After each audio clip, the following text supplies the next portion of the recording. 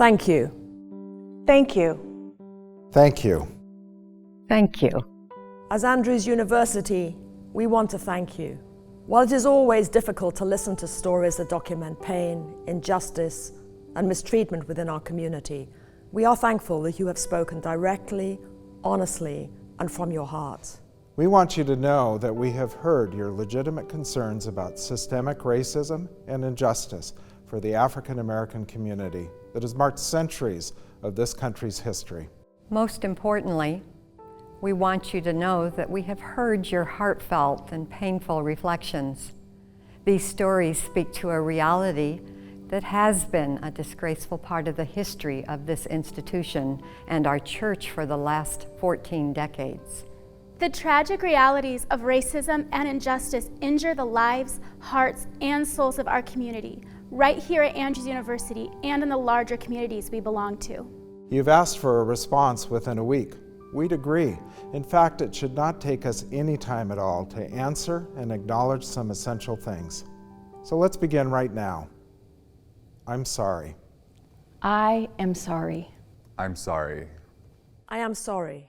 As an organization, we have been guilty of racial bias, of making our faculty, staff, and students of color feel less than. We have not listened well enough.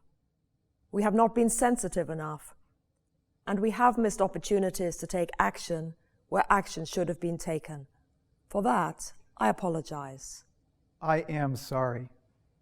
Andrews University's history has been marked by systemic racism. In the past, official policies have included forced segregation in the cafeteria and prohibitions against interracial dating. For that, I apologize. I am sorry. Explicit racist acts committed against Black students have been part of our history, including cross burnings on our campus in 1969 and 1974. Hateful words and actions have been directed against our students. Even today, our minority students have been misunderstood and marginalized. For that, I apologize. So I believe the only answer is a simple but profoundly challenging one. We must do better. And be better. We must do better. And be better. We must do better and be better. To begin, this progress will be achieved by direct, frequent, and meaningful interactions about the changes we need. In the classroom, from the pulpit, in meeting rooms and offices, and even around cafeteria tables. It's a change that will involve listening to the voices of those who continue to be treated unjustly, including those from other marginalized and minority groups. This change will involve each of us, including those who may not understand the pain and difficulties that some within our community face. In addition to civil and productive dialogue, here are some specific steps we're implementing on a campus already blessed with a remarkable richness of diversity. We must explore and pursue the strength diversity brings if we are to center our community in God's calling for our lives. The first step is this. We will immediately begin a search for a full-time, senior-level administrator of diversity, a new cabinet-level position that reports directly to me and will drive meaningful, visible, and ongoing change.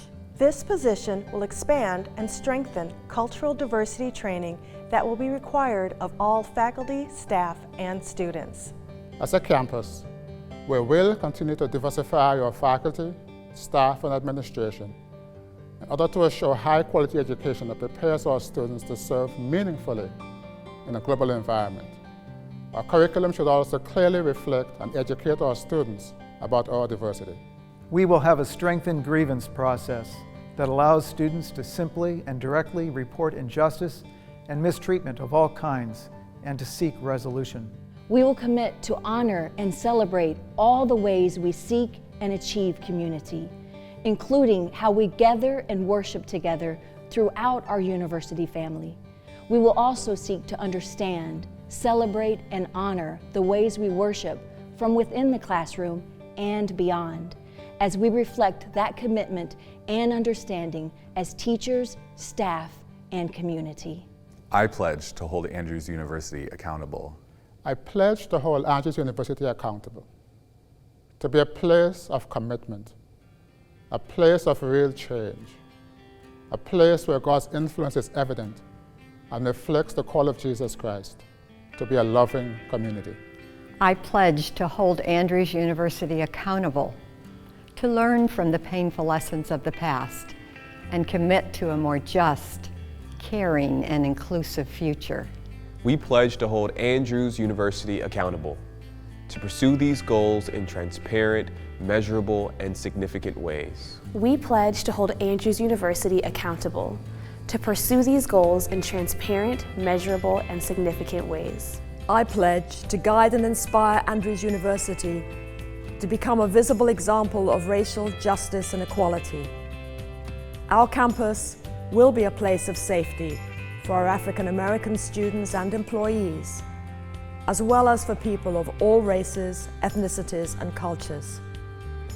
This ongoing journey towards reconciliation, healing, and transformation will be hallmarks of this university. May God bless this process of reconciliation, healing, and transformation. May God bless this process of reconciliation, healing, and transformation for our student and campus community. So may God bless this process of reconciliation, healing, and transformation for our entire community, both on this campus and beyond, a process that continues today and culminates in the joyous return of our Lord Jesus Christ.